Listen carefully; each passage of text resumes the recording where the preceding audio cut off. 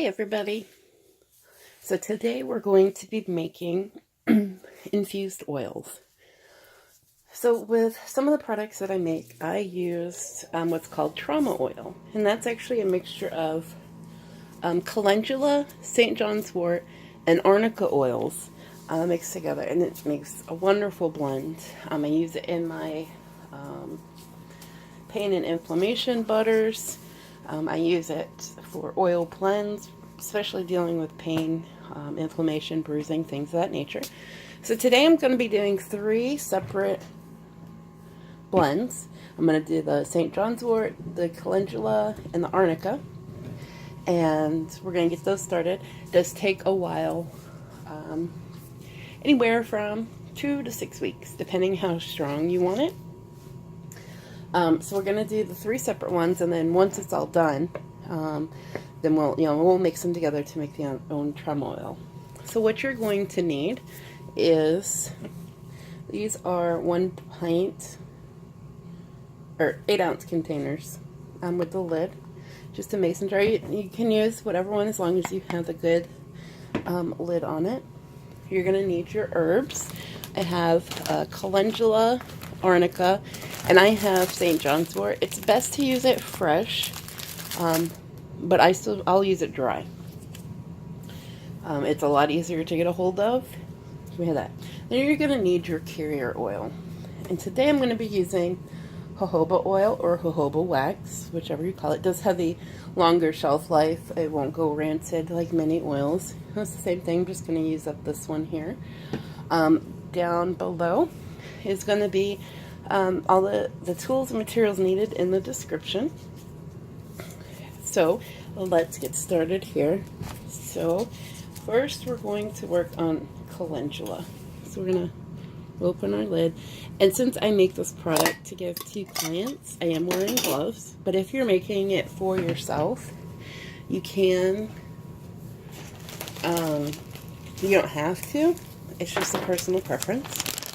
So we're going to take and fill our jar about halfway.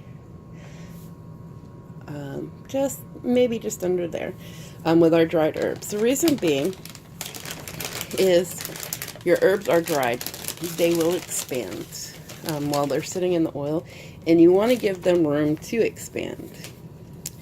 I'm making a mess here. So yeah, that's good. Alright, so we have about half. Just get these stray pieces that kind of flew everywhere.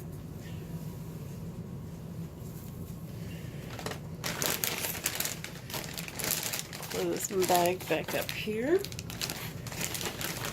Alright, so we've got it about halfway. So what we're going to do now is pour in our carrier oil.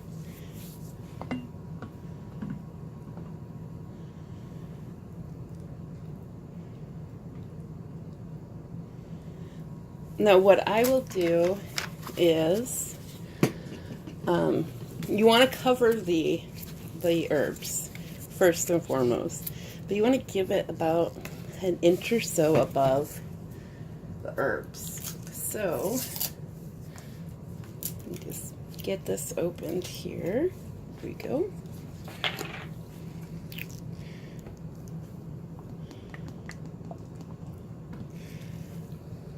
So about like that.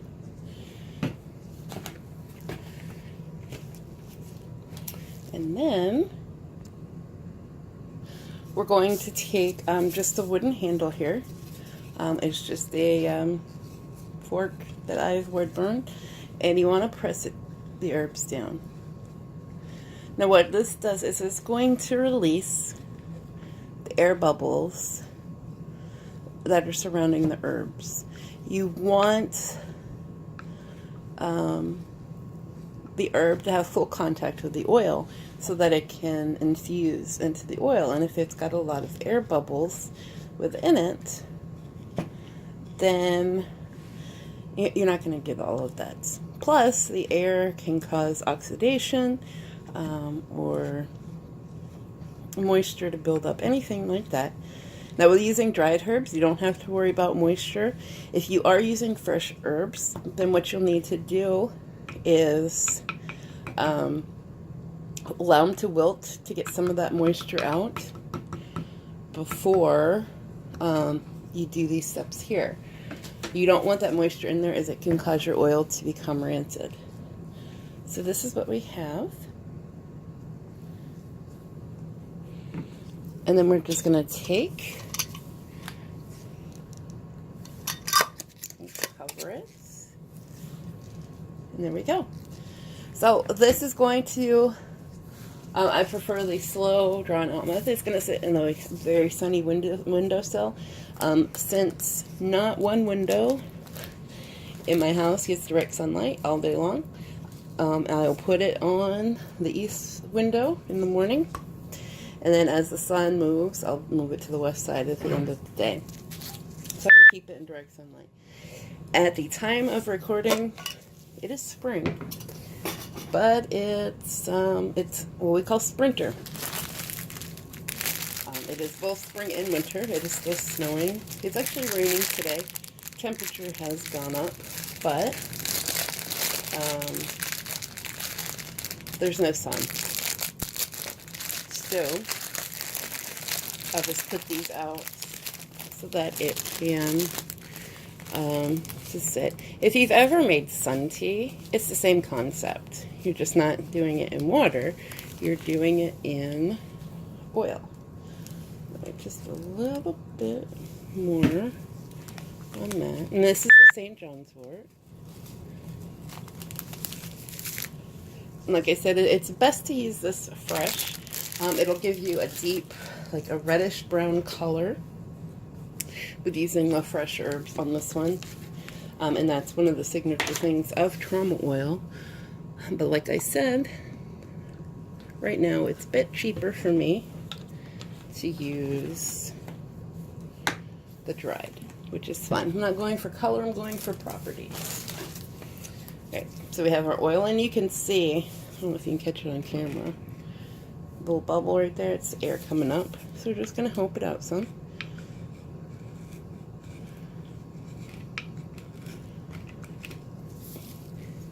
Now this has more air in it because of it, how it was packed in there. It's a lot smaller pieces. Now if you find that after a couple of days it's absorbed a lot of the oil, you can add more oil into it. Just make sure that you let it sit for just a few days longer so that new oil that you added will be infused.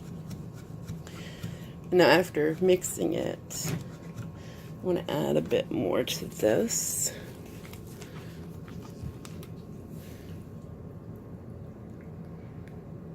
There we go.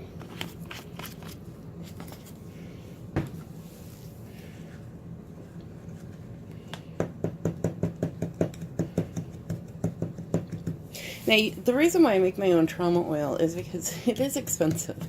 Just to get a little bit, it's a lot. So I found it cheaper to get the ingredients to make it myself.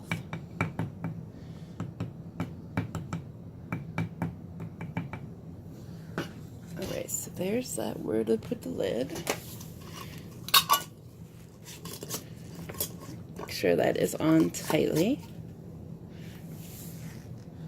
And there you have St. John's wort. And then let me get our second jar going here.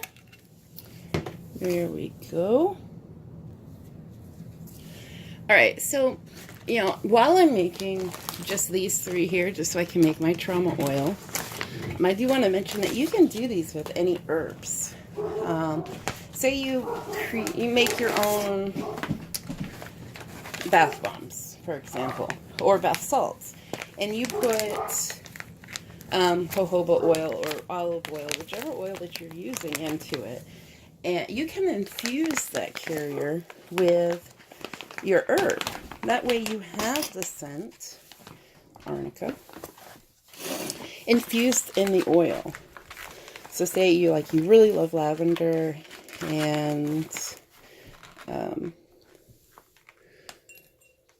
it gives that added boost, I would say.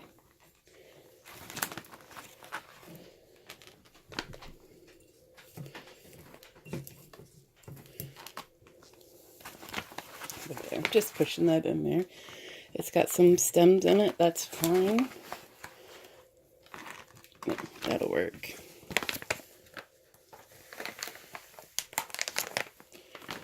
Again, I'm gonna get my jojoba oil. But no, like making calendula, I think the first one we made. Calendula has a lot of healing properties to it. It's great to use just on its own.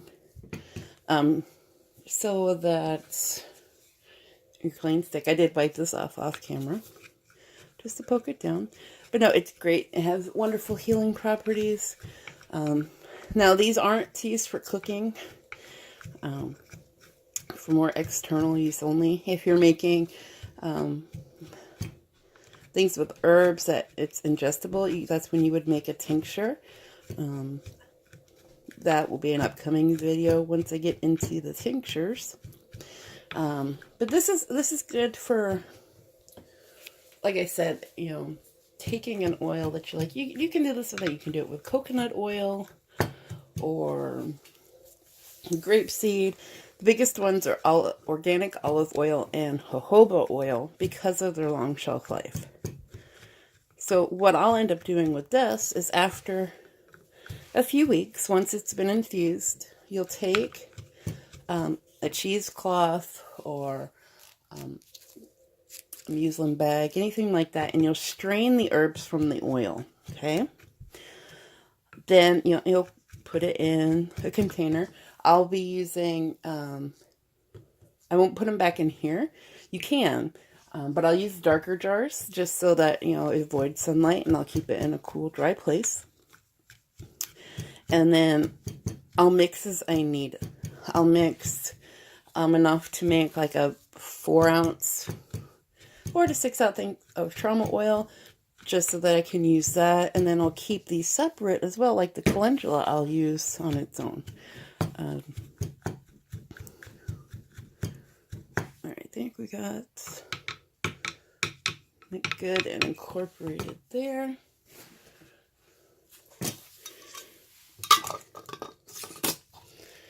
There you have it.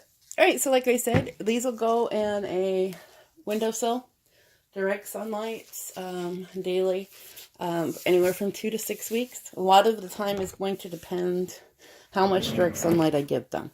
So if I just leave them in one window where they're only going to get it a certain time of day, then I'm going to keep it longer. You can also, like today, I have no sun.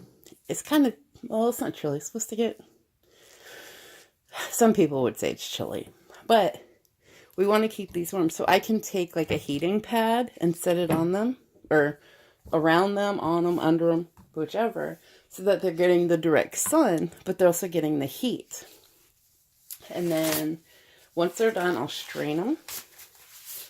And then we'll put them in a container. Like I said, I'll do a blend of trauma oil, and then I'll keep like some of the calendula left over to use in butters and things like that.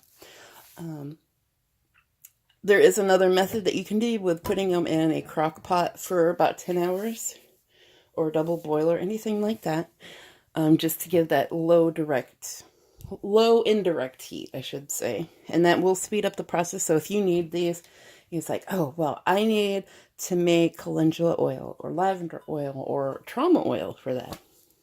And I need it like in 2 days. Well, then using like the slow cooker method would work as well. I still have trauma oil myself. So with these, I have the time to let them sit out. And then once they're done, we'll strain them, put them in a container, label it with the oil used, the herbs used, the shelf life.